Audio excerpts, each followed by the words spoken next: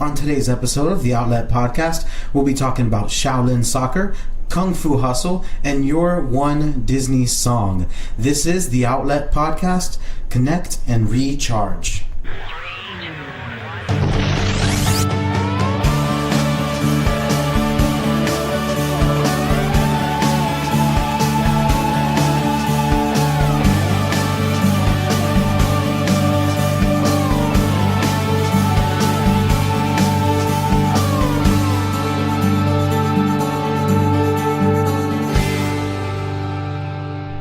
Hello and welcome to the Outlet Podcast. I'm your electrician, SayGeizi. Connect and recharge.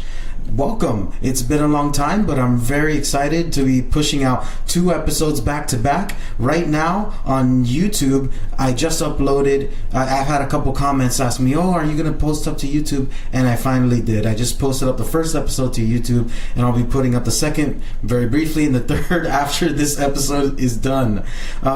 Ways you guys can contact me. Check it out. I'm on Twitter at Outlet Podcast. You can find me on Facebook, www.facebook.com/Outlet Podcast. Email me, talk to me, send me something. Let me know that you're there. You can find me at Outlet Podcast at YouTube at yahoo.com. If you have any requests, anything you want to talk about, if you would like some advice on certain things, I can definitely issue my advice on relationships, dating, on what comics you should be picking up, what movies. Okay, I know I just said comic books and dating. Guess what? That's a thing now. It can happen. You can do it, okay? Email me at outletpodcast at yahoo.com. You can also find a lot of information I'll be posting on my WordPress blog, outletpodcast.wordpress.com, and all the musics, all of the audio. It will be going through the RSS feed from the WordPress blog. If you subscribe to the WordPress blog, you can get instant access to soundcloud.com/outlet-podcast. That is where all the episodes that you can hear. And let me tell you something about SoundCloud. I definitely love it. I love the fact that, unlike me playing YouTube, where I gotta go on YouTube and I gotta leave my phone on, I need to be on the YouTube. I can't minimize it and scroll through my Google Chrome, going through my Facebook, going through my Twitter, using Google Chrome. I can't do that if I'm just on YouTube. I love the ability of SoundCloud. Just play my audio in the background while I'm able to scroll and do the rest of the stuff on my phone. So definitely that is where I will be. SoundCloud.com/Outlet Podcasts. Okay, today you guys will be talking about, we'll be covering some movies and definitely covering Disney. Okay, I might be a Disney file, not necessarily, not really. I just enjoy having an annual pass and definitely being able to go and enjoy myself. Okay, I want a Pineapple Dream ice cream. Boom. And let me tell you, you can't find a Pineapple Dream ice cream that is made from the Dole Company, the legit Dole Company. That they hold the corner, they hold the market on fruits. You can't find that ice cream anywhere. Where it's signature only to Disney. Boom. And I love it. I love going. So we'll be talking about your one Disney song. But right now, let's get into our movie segment.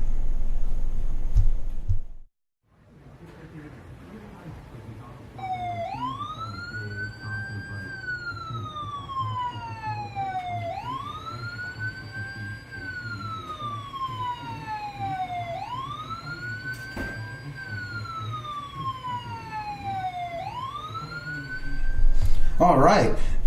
That background, guess what? We'll be talking big screen biopsies. Okay, we're going into 2 movies by the same director, and the director is also starring in his own feature films. But this is the big screen biopsy, hence the hospital background.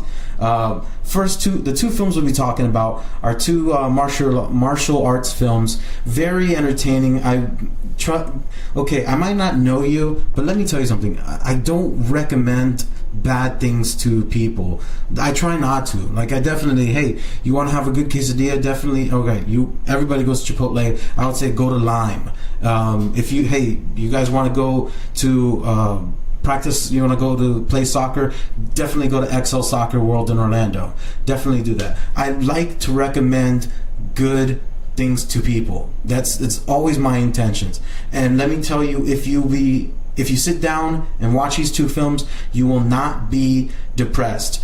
There are some people who would think, okay, martial arts, it's going to be completely boring as far as dialogue, or as, they'll be doing kung fu or all that stuff, but it's not realistic. Listen, a part of the martial arts genre has a fantasy aspect to it. And unlike most martial arts, movies that are just simply out there for the strength of the martial arts and they have no story, these two films definitely have story. You will enjoy it. The first one, called Shaolin Soccer, is 2001 Hong Kong martial arts comedy, co-written by Stephen Chow. This was the first movie that I picked up from him. And one time when I saw it, I completely fell in love with it. So he also stars in the role, and the movie is about a former Shaolin monk reuniting his 5 brothers. The people who also trained with him in the dojo or whatnot. Years after their master's death, they all have like superhuman martial arts skills, and they are trying to infuse it in modern day society. I guess to those who practice martial arts that are involved in that culture, they don't have an outlet. And they, today, people are going to the gym, people are going to yoga, people are, meditating and all these different, they have all these different avenues. But martial arts is slowly being lost. And the lead actor in the movie, his name is Stephen Chow, he's a master of the kung fu art, and he's seeing, like in the beginning of the film, he sees people missing the bus, he sees people slipping on banana peels, and he's like, if they only knew martial arts, they'll be able to balance themselves properly. And so that's his passion. His goal in life is to promote the spiritual and practical benefits of martial arts to modern society. So when I found that out, I was very interested, and it kept on going. So he experiments with all these different methods, and he goes to a sake bar, and these drunks singing it karaoke, and there's nothing that can give him any positive results. And then he meets this one guy by the name of Golden Leg Fung, Fung. So he meets this guy.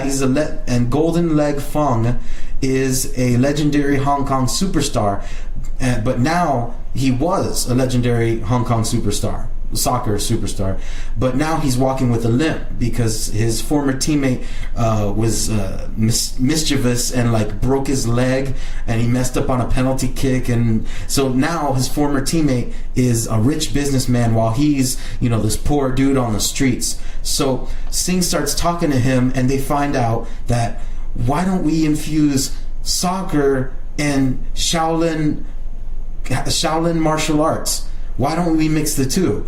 And so the movie's about he's trying to find his old brothers that he used to train with, and it's amazing, and it's so much fun. All right, I gotta give you the names of his brothers. Okay, you got Mighty Steel Leg, that's the main character, Stephen Chow's character, Singh. He's the 5th brother, and he's a forward striker for the team. He's the main protagonist. Then you got Golden Leg, who is a coach, the one who was crippled by his evil teammate, Hung. So one of his brothers is Ironhead. He's the eldest Shaolin brother, and he specializes in headers during the match. So that's his Kamehameha. All right. Okay. Now you got Hooking Leg. He's a 2nd brother. Hooking Leg has a ground tumbling boxing kind of technique. You have to watch this movie because it's unbelievably fun. Iron Shirt. Okay, he's the 3rd brother. He can absorb all kinds of blunt force attacks. All right, this sounds like I'm describing Pokemon, but trust me, you're gonna enjoy this movie. Okay, so Iron Shirt can absorb all kinds of blunt force attacks with little to no injuries, as well as siphoning and shooting the ball from his abdomen. So the dude can suck the ball into his gut and shoot it out. Okay, let's keep going. Empty hand. He's a fourth brother. He has lightning hands. He's the goalkeeper, and he looks just like Bruce Lee. And let me tell you, he's the goalkeeper. It is so much fun watching him stop shots, because he's the most agile he's like one of the most agile, okay, because there's someone else who's more agile, and he's hilarious, and that guy is lightweight vest, and that's the sixth brother. He's the dude's fat and gluttonous, and after he's diagnosed to having like a pituitary disease. But why do they call him lightweight if he's obese and gluttonous? The dude can fly. Okay, the dude can straight up and fly. Yeah, the lady's going crazy. Okay, the guy can fly. It's very funny watching this like huge dude flying through the air and like just kicking the ball down. Okay, if you're not a fan of soccer, you will be after. I will go on the record and say, like, write it down. I will go on the record as saying you will be watching a few games. If you didn't watch the World Cup, you need to watch this and then watch the World Cup. Okay, much like his next movie, Kung Fu Hustle. In this movie, there's also a love interest. This love interest, she's a baker, and it's very interesting to see how he intermingles with her and what part she plays in the team later on in the film. Okay, so those are all the brothers. It's a very whimsical movie, very fantastic, and I mean fantastic as in you just need to, just like when you're watching Batman, just like when you're watching Superman, you're watching all these movies, it's a fantasy world, and you just got to accept the fantasy. Okay, another aspect is the culture and the humor of the culture. Just accept you have to accept the humor of the culture. We have a certain, in America, we're very kind of sarcastic. We have that kind of blue humor. Sometimes it's vulgar, sometimes it's not, sometimes more esoteric and intellectual humor. You got Jon Stewart, political side of humor. Some of the films that I've seen that are martial arts films, they have a childish humor to it. I mean, there will be like a snot-nosed kid who literally has snot running down his nose. Okay, it's very It's definitely a movie I suggest watching. You won't be bored. There is an evil soccer team that is bioengineered to compete and win the World Cup in, I guess the Chinese World Cup, if they have a type of national soccer event, and you just see super powered soccer players going at it. Enjoy. You're gonna have a good time.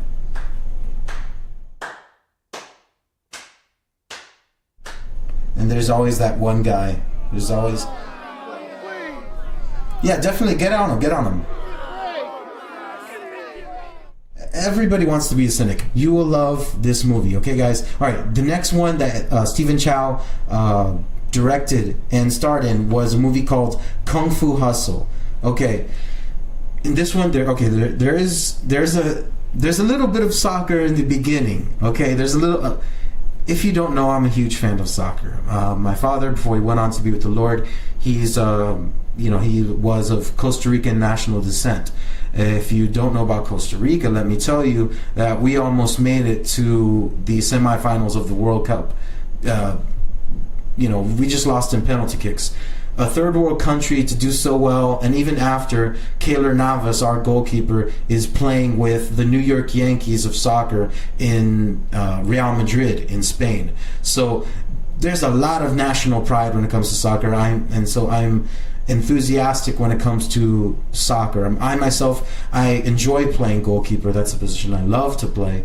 I wouldn't prefer to do CrossFit. I wouldn't prefer to do any kind of weight training, soccer is it for me. So in this film, Kung Fu Hustle, there's a small shot, like there's a slight towards his first film, because he ends up juggling the ball, and then he pops it. So the movie's about two bullies who show up to Pigsty Alley, and when the neighborhood stands up to them, a big gang. We see a big gang that comes around, and there are more dangers because of that big gang, and the residents there are kind of in fear of this big gang. The big gang is the Axe Gang. These guys. There are thousands of these guys, and they just wear Pulp Fiction-esque, just black suit, black suit, black tie, white shirt, top hat. Some have top hats, some don't, but they are all wielding axes, and these guys are merciless with those axes. So this big gang shows up and terrorizes, but there's a mysterious destiny with one of the original bullies. So you got three groups. You got these two small bullies. You got the Pigsty Alley residents. It's like a ghetto neighborhood, and then you have the Axe Gang. They all correlate, and it's a Venn diagram, including one more circle of action and comedy. So just like the first movie, it's very innocent, and so you shouldn't take it too serious. If you got to go along with the humor. If you see them laughing or smiling, go along with it. Try to get the international subtleties. The martial arts in the scenes that they perform, stylistically pleasing. You're not looking at the artistry of House of Flying Daggers. You're definitely not looking at that artistry, but you are looking at great cinematography and funny special effects. There's a chase scene involving the madam, or the head, the boss, the wife of the boss, the landlord. She has rollers in her hair. If you don't know rollers, man. How old are you? You're probably like 15. Rollers go back, and I don't even wear rollers. I'm a dude. But this old lady, she's wearing like a muumuu, and she's in like sandals, rollers in her hair, and there's a funny chase scene in between her and one of the bullies, and it's Roadrunner and Coyote-esque. You're gonna love it, trust me. It's very funny. It's very innocent. It's very cool. So the martial arts scenes, they are they do get serious when this martial arts happen. That's something that I really respect about I don't want to say anything bad, like I guess Asian culture, the various types of martial arts that the nation, that Japan might perform, or that China performs, and all these different, or Thailand with their Muay Thai. I respect that. I really think that's cool. You can't forget your nation's history. I heard that kids who are growing up in Hawaii are taught how to play the ukulele. Like every kid in elementary school needs to learn how to play a few chords and sing some basic Hawaiian songs on the ukulele.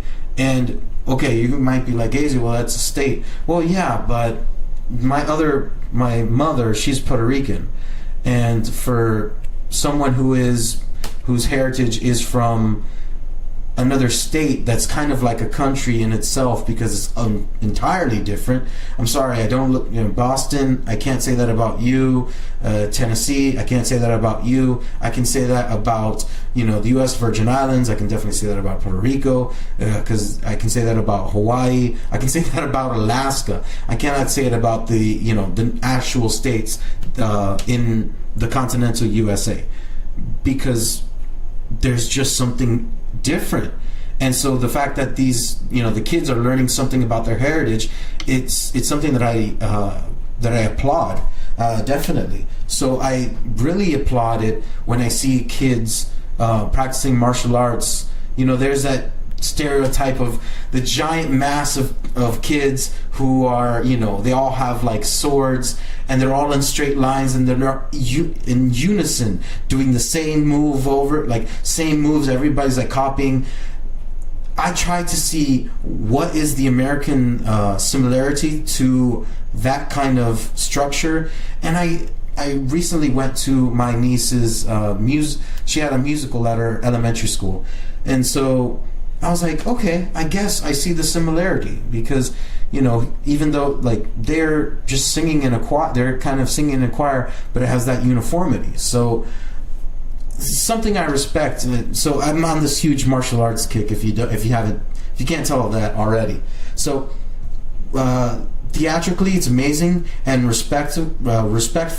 Apart from the comedy, it's fantasy filled. There are computer graphics in certain aspects, but it still holds up. There's a lot of imagination, and there is a sweet story involving a childhood, like a love interest that it started from when a young lady and the main character, who was one of the bullies, when they were kids. It's very, very innocent, very heartfelt. So Kung Fu Hustle is an amazing story. Every character has an ending to their stories of the film. There's conclusion. Okay, so you will definitely like that. So those are the two films in our big screen biopsy that I would love for you to check out: Kung Fu Hustle and Shaolin Soccer.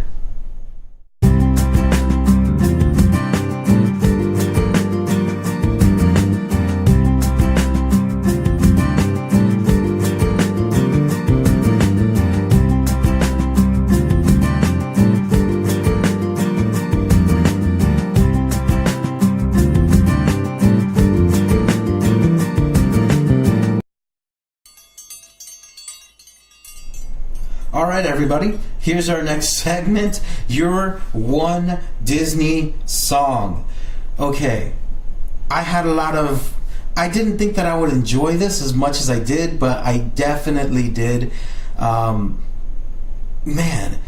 okay, I can say that I grew up with, Disney was one of the, the Disney Channel came out when I was in my, 9 years old, 10 years old, like nothing like today in, Zack and Cody and all that, whatever that is. I actually had the cartoons. So Disney's, it's kind of been in the background. I was more Nickelodeon than Disney. My sisters were definitely, they loved Disney. They loved, what was that, with they had this one with Shia LaBeouf in it, and I forget what the show is called. If you know the show that he was on, I believe it was Shia. So, man, if you know what that show is, definitely comment on Facebook, facebook.com/outlet podcast, or tell me about what it was on Twitter. Man, let me tell you, I really think that it was Shia on this. It was like Ren was the girl. It was like a brother and sister, and he was like the weird brother, and Ren was like the sister who was trying to like do her. She was in like high school, and she's trying to get her, her feet in the ground, get her, I guess like her teenhood all set and ready, whatever. But so that my sisters were definitely more Disney. One thing that Disney always does well is music. Always. They've always had good musicians. They've always produced amazing compositions. Hired the best musicians that were there, orchestras and songwriters. So give it up to them as far as and there the girls go. Yeah, the girls go crazy. The girls love their Disney princesses. So I had to write a rubric. Now if you're gonna follow along with me, you got this is the one rubric. It's your one Disney song. I was surprised that I came up with this one for myself, but I'll explain which one it is at the end. All right, here's the rubric. You can only have one song. You can only have one song. Some people like it, and I guess some people hate it. Okay, but you can only have one song. I know a lot of people, but this is your definitive Disney song. Okay, you should. The next step, you should know the singer or singers in the song. If it's sung by a group, or it's like a soliloquy, or not a soliloquy, but if it's just sung by a solo character, that's something that you should kind of know. Okay, the song must be sung in the movie and not a soundtrack song. It has to show up in the movie. I mean, I know you can go like super deep tracks with some of these Disney songs, but most of the songs that are quintessential have been performed during the actual movie itself by the characters, sung by the characters themselves. And you should know whether the song is sung by a voice actor or an actor that's been placed in that. Example, someone's that is not on the list that I can use for an example is Mulan, with Christina Aguilera singing "When Will My Reflection Show." All right, that is an example. That she stepped in instead of the voice actor, and that was a song that it was in the movie, and you do know that it was sung by like a solo character. So right now, we like the first. I asked a bunch of my friends. I got a lot of responses from Twitter at Outlet Podcast. I got some responses on Facebook, facebook.com/Outlet Podcast. Didn't get anything on the WordPress or on YouTube, but that's all right. We just keep on going. It didn't get a lot of people just went up to me, in real life, in the RL, telling me which ones they liked and why. So one person told me, "Strangers Like Me, Tarzan." Okay, so I literally sat. I spent so much time because I love music. I love performance. I'm not I can respect rap. I don't like where rap is going these days because all the lines, all the lyrics are just puns. And I don't like puns. Yeah, I'm sorry. I don't think Nicki Minaj is clever when she's just doing a pun. Like Eminem's pretty amazing for what he's done. Busta Rhymes as well, and I guess Tech Nine. I don't listen to these guys, but they have talent. Rap isn't about. Back when in the early 90s, you got your Public Enemy. In early 90s, late 80s, mid 80s, you had Public Enemy, Run DMC, and they were in deeper, Ice Cube, deeper rappers, in the cut that really knew what they were talking about, and they were talking about social issues, and it wasn't some pun heavy, I'm dating a dragon, so she's hot fire or something. It wasn't like cheesy. It wasn't cheesy stuff. All right, whatever. There's that guy again. Just leave me alone, okay? Would you do me a favor? Would you do me a favor? Leave me alone. All right. Okay. Cool. So that's I'm not too heavy with rap these days, but. I can respect it. I definitely respect it as a music lover. So I had to learn about Phil Collins because he was the one who sung this song from Tarzan's perspective. So I didn't know much about Phil Collins as a musician himself. I definitely learned, and man, okay. If you've heard "I Can Feel It Coming in the Air Tonight," it's all been a pack of lies. Yeah, there you go. Oh man, they're the ladies. Oh, they're going crazy. Hey, I'm married. Leave me alone. Okay, no. I Can Feel It Coming in the Air Tonight. He was the drummer and the singer of Genesis. He's won an amazing amount of awards. AllMusic described Phil Collins as one of the most successful pop and adult contemporary singers of the 80s and beyond. He's an amazing drummer, and he did an amazing job with this song. Strangers Like Me, the drums that that they recorded, had heavy reverb. It was kind of his sound, and it was like Tarzan's heartbeat, because in the song, Tarzan's kind of dealing with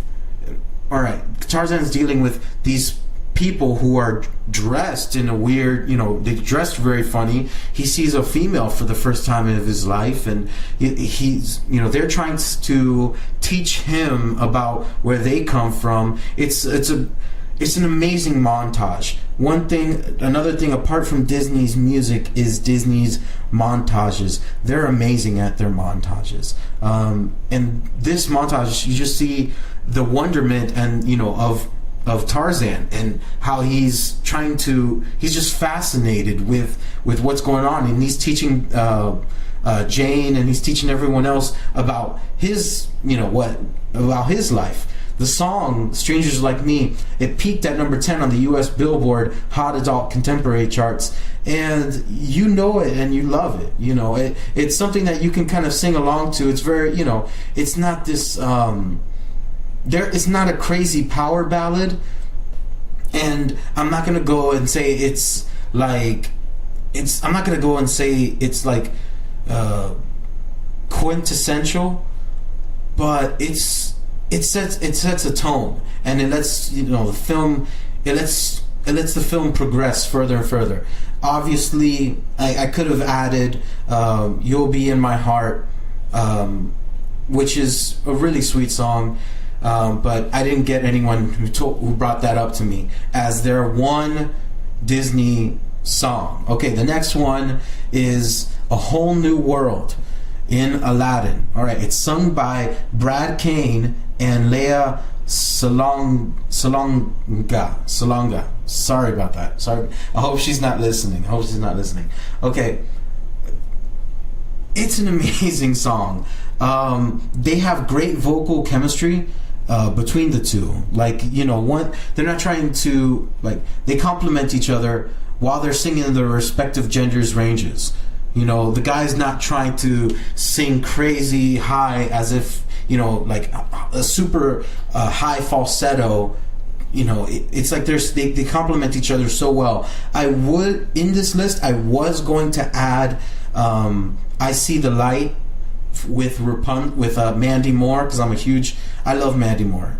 She went to Bishop Moore High School here in Central Florida, but she's way out of my age range, and there was no way I would have ever known about her. Love her in A Walk to Remember. That was a great movie. So she sung it alongside the gentleman who played now I'm forgetting his name.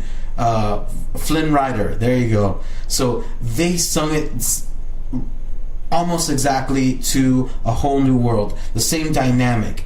This song replaced Whitney Houston's "I Will Always Love You" on the Billboard Hot 100 after 14 weeks at being on top of the chart. So for you to take out Whitney Houston, that's pretty amazing. Next song. I don't have too much to say about "A Whole New World," and it's not for it's a whole new world. It's a good song. It's a good song. If you were to love it, I can see if you were a couple, and that would be like your couple song. Go ahead and let me know on all of my media at Outlet Podcast, or on Twitter, or Facebook.com/@/Outlet Podcast, what you know about "A Whole New World." If that's a song that you identify with as your greatest Disney song. The next one had me tripping. Okay, the next one was Gaston. Don't laugh. It's sung by the character Gaston, Richard White, and LaFoe, Jesse Corti.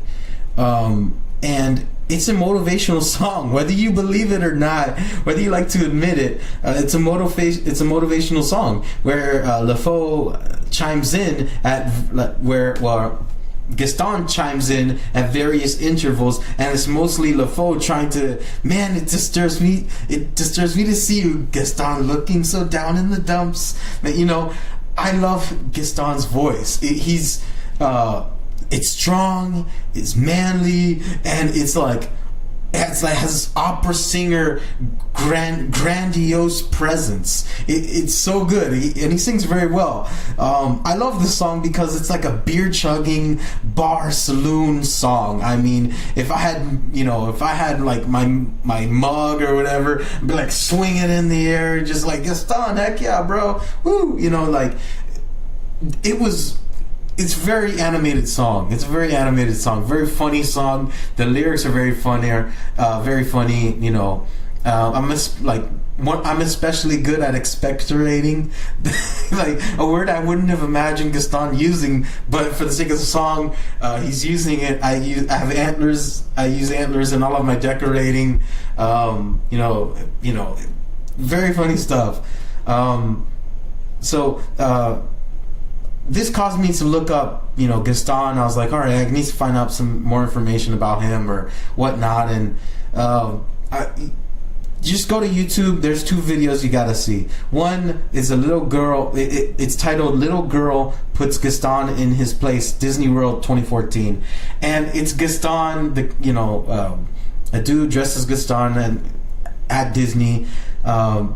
Definitely, like, you know, having this tete-a-tete with this little girl, and it's very comedic, very funny, very sweet. The next one was like a viral video, Gaston who being challenged by this other, like, I don't know, it's like high school white dude teen, you know, he challenges Gaston, and most of the Disney characters, I wouldn't have imagined them reacting this way. I mean, they're always supposed to stay in character, and they're very creative as they stay in character. They're, you know, Disney doesn't hire people who are just like, you know, who will just like, you know, destroy the imagination, destroy the atmosphere of the parks. So the fact that this dude was able to pull, like, he's able to beat this teenager. Like really well. He even outdid him with like one-armed push-ups. So that was awesome. That was awesome to watch. So I just kind of like fell in love with this character, Gaston. I love him. He's awesome. You know, the first episode of The Outlet, I started talking about the Beauty and the Beast show, and they did a great cover of the Gaston song. And so he's just one of the most hilarious characters, in my opinion, in Disney lore. And I started thinking about it, and I was like, well, if LeFou didn't start singing about him, then Gaston would have had the time to think about why Belle chose someone else over him. The whole song starts with Gaston like questioning, no one's embarrassed me like that for, you know, no one's made a spectacle of Gaston, no one has done this, why did Belle choose someone over me? And I was like, whoa, why did, like, if he had time to think about what he was doing, maybe Gaston wouldn't have gone to the depth that he did. You know, I was like, wow, Gaston could have ended up being a better character. I mean, maybe he would have thought about, like, wow, maybe it's not, maybe it's me. Maybe it is Gaston. Alright, next song, Part of Your World. I had to include it. I had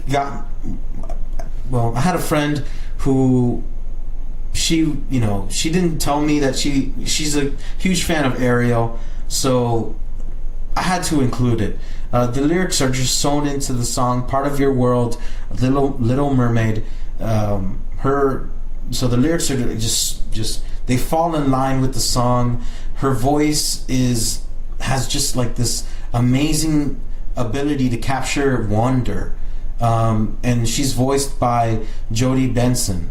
So it's like it's pretty amazing how she's able to capture this character, not just like acting, but her voice and the imagination that her voice has, like in the sense like, wow, I want to be part of this world. All right, just okay, guys. Don't rail me so hard, okay?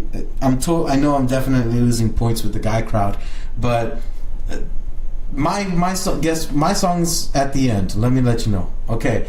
What I love musically about Jodi Benson, and as she sings this song, she knows when to hold a note, and she knows when to use a trill. A trill is, like the Spanish R, where you gotta roll your R's. You gotta roll, ladies. Okay, I'm married. Ladies, leave me alone. Okay, she knows when to trill and when to hold a note. And as a musician, it's something that I definitely enjoyed listening to. Fun fact is that she sang the song in the dark, so she can get the undersea feeling. She was in the dark while she was singing that song, while she was recording. So that's awesome. The song was almost, believe it or not, the song was almost cut by Jeffrey Katzenberg. He felt that it was too boring and too far over the heads of children for whom it was intended. So the song was originally, it's a Little Mermaid. It's for kids. It's a kids movie, and he thought that the lyrics were just, over the kids' heads. But I don't think you should speak down to a generation. You should always, raise that sense of intelligence and intellect and wisdom, knowledge. You definitely need to raise that up. So Howard Ashman and Glenn Keane insisted that the song should stay, and Jodi Benson, she was awarded the Disney Legend Award in 2011. So congratulations to her, because that was a great song. Great song. Most little girls love Ariel. Definitely. I there's some girls at my church. The little girls, they love Ariel. So, and yeah, it's weird because she's like a teenager, but I guess Ariel's like a younger teenager. I'm not sure how that works. I'm not trying to be that guy, but I don't know what age they were purporting Ariel to have. So next on the list is one that I was recommended. Someone hit me up on Facebook, on Outlet Podcast, and she suggested I Won't Say I'm in Love, and it's in the movie Hercules, and it's sung by Susan Egan, who is the voice of the character. And man, let me tell you, I really love it when the voice actors can just sing the song. I can only imagine how hard it is for Disney to find someone else who can match the character's voice, but Susan Egan did an amazing job. The song is sung like it's a call and response type of song, where she's Meg, the character Meg, she sings something, and the back, it's like this gospel choir-esque. The muses in the movie Hercules, the muses are singing this R&B soul backup. So it's like Gladys Knight and the Pips, but with women. So the sense of the song is very Motown and opera. So I enjoyed listening to it as many times as I did. It was refreshing because when you're told Disney, you're just awaiting this huge orchestral piece, and that's not necessarily the case. Sometimes it's as simple as having a simple band, which leads me to my next two. I have to put these two guys together, these two movies together. The first one is from The Jungle Book, I Want to Be Like You. This is an oldie but a goodie. If you haven't seen The Jungle Book with Mowgli, they remade it in real life earlier. I guess in 2005 they had a Jungle Book movie with Mowgli growing up. They will be doing a new Jungle Book movie that should be coming out within next 2 years. So you have that Jungle Book, but this one's the animated. I'm a huge animated fan. I love cartoons. I love my anime. I love my DC animated. The DC animated universe is one of the best cartoons with licensed characters. It even goes, my opinion, it rivals Looney Tunes and Merry Melodies. So just to let you know, my cartoons don't start and stop just with Nickelodeon. I go deep track on that, son. Okay, so next song along with it is Everybody Wants to Be a Cat, the Aristocats. Okay, I combined these two because they're just very similar. Both Scat Cat. Oh man, I know I'm just sounding so dumb right now. I know, but it's, if you don't have a little bit of humor and levity in your life, you don't take things too seriously. So both Scat Cat and King Louie are great band leaders. If you watch Everybody Wants to Be a Cat in the Aristocats, or I Want to Be Like You with King Louie the monkey, it's fun, and it just reminds me of this different era of big band music, when you have like the band leader just out there being like just like singing out, wearing like a white suit, and he has his little baton and he's just spinning around, very sly, very very coy, very cool, band leader. So you got that. With Everybody Wants to Be a Cat, it was sung by Scatman Carruthers, so they didn't reach too far with the character name. There were lines in this song. I remember watching it with these lines. There were lines sung by a cat that had the name Shun Gon, who was like a Siamese Chinese cat, and the lines were taken out of the movie.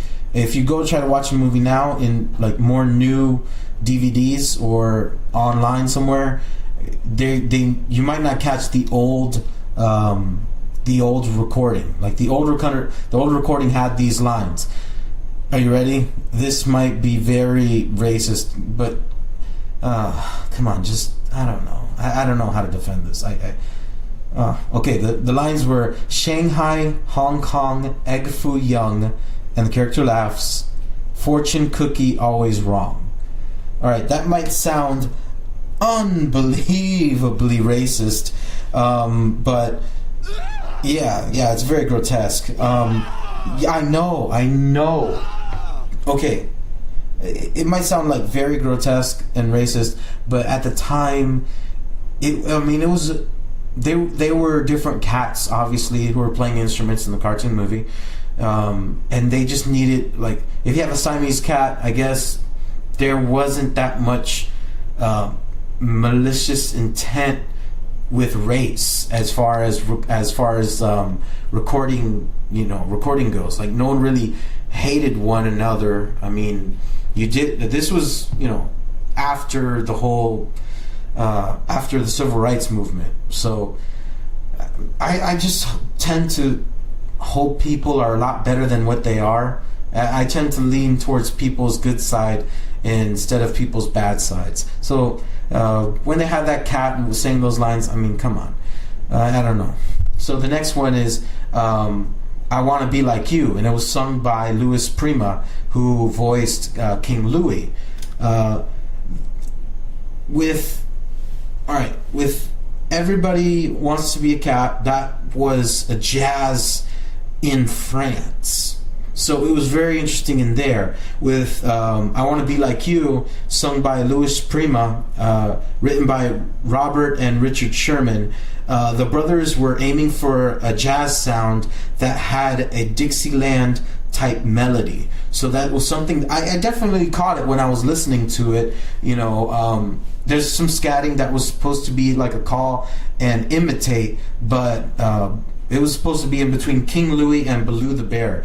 Baloo the Bear was voiced by Phil Harris, and he also did the same voice for Thomas O'Malley in the Aristocats. He was Thomas O'Malley, the main protagonist in the cartoon movie of the Aristocats. So there was supposed to be a call and response, kind of like Minnie the Moocher. If you've ever heard Minnie the Moocher, it's a big band era song. The name of the originator, I'll tell you maybe next episode. I'll catch it.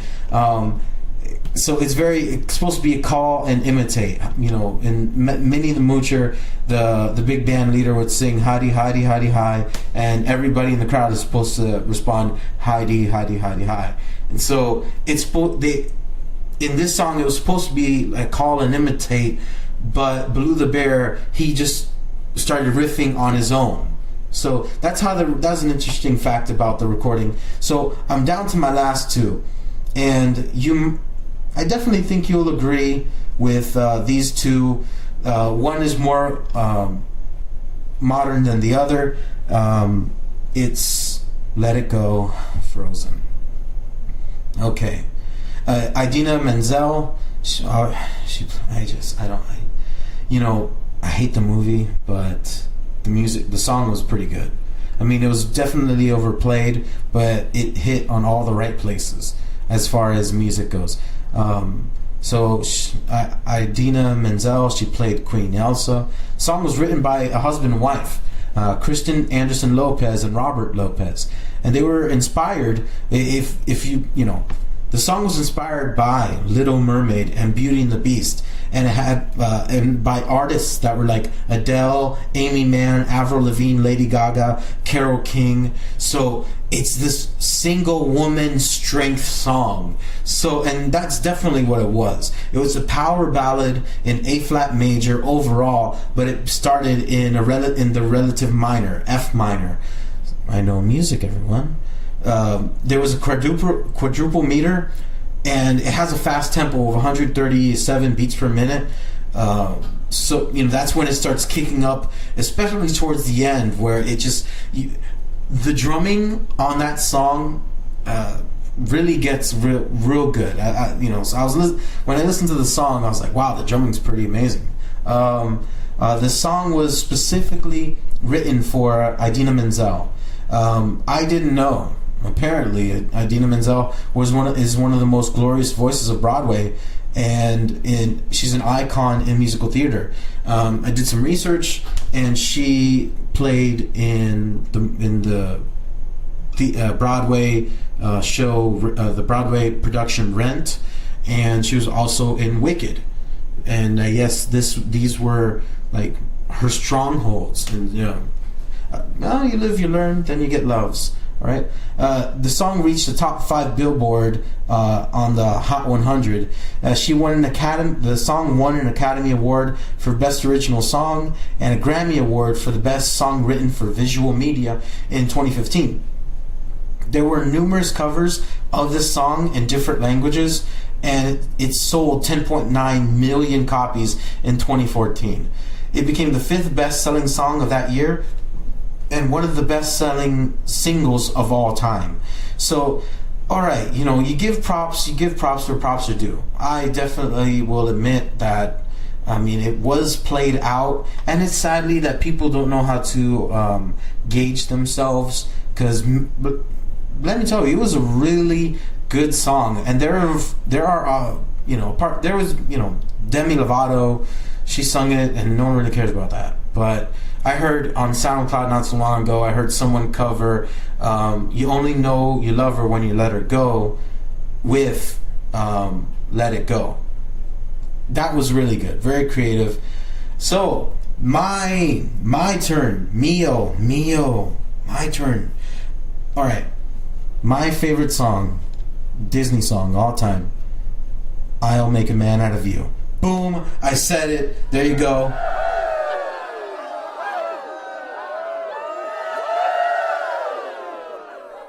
That's what I'm talking about. All right, I'll Make a Man Out of You. Did you know that Donny Osmond sang it for Captain Lee Shang? All right, it wasn't the voice actor. If you don't know Donny Osmond, okay. Oh my gosh, people. Imagine Michael Jackson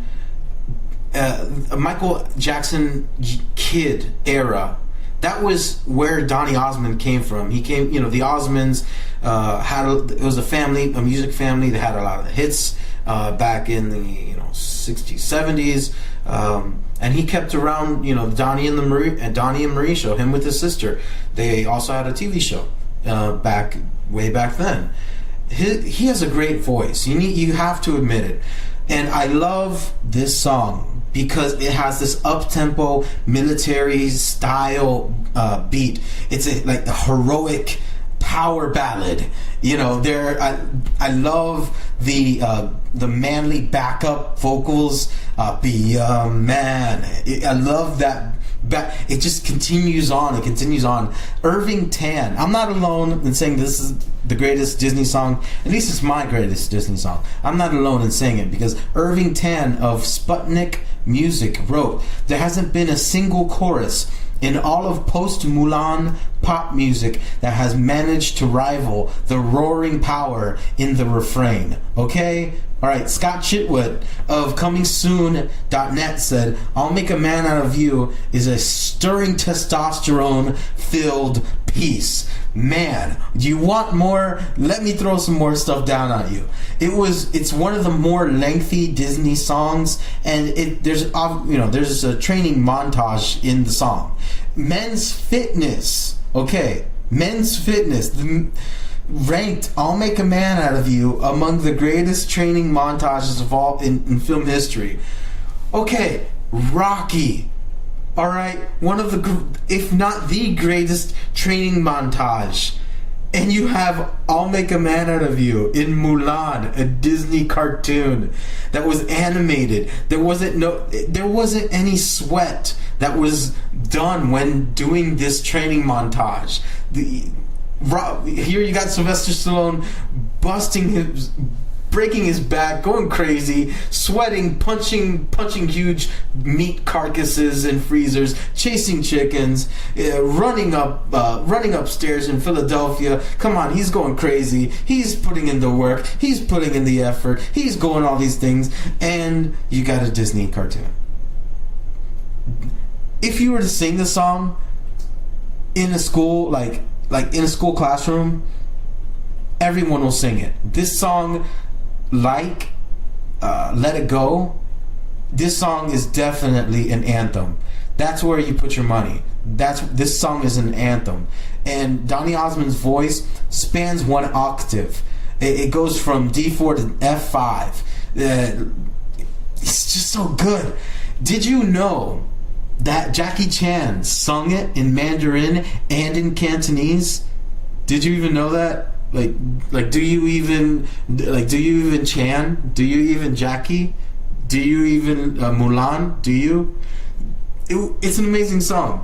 Disney.com. And with this I'll close and I'll shut the case. I dare you to find a greater Disney song than this.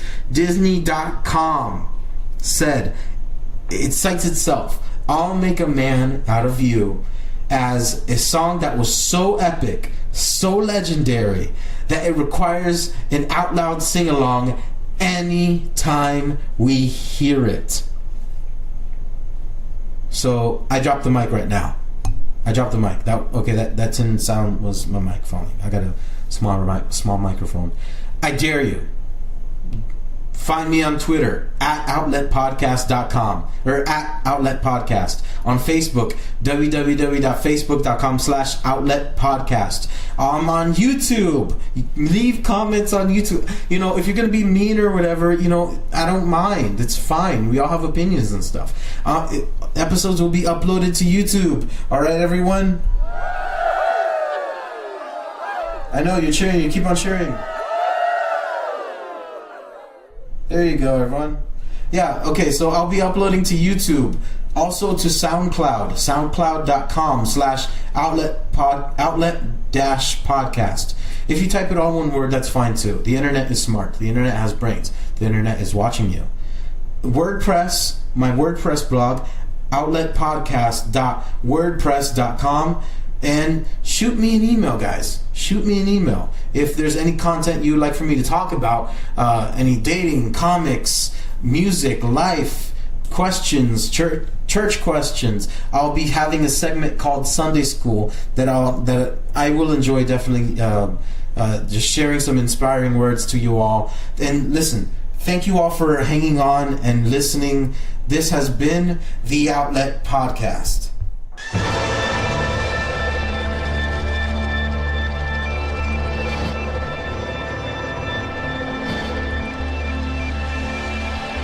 Connect and recharge.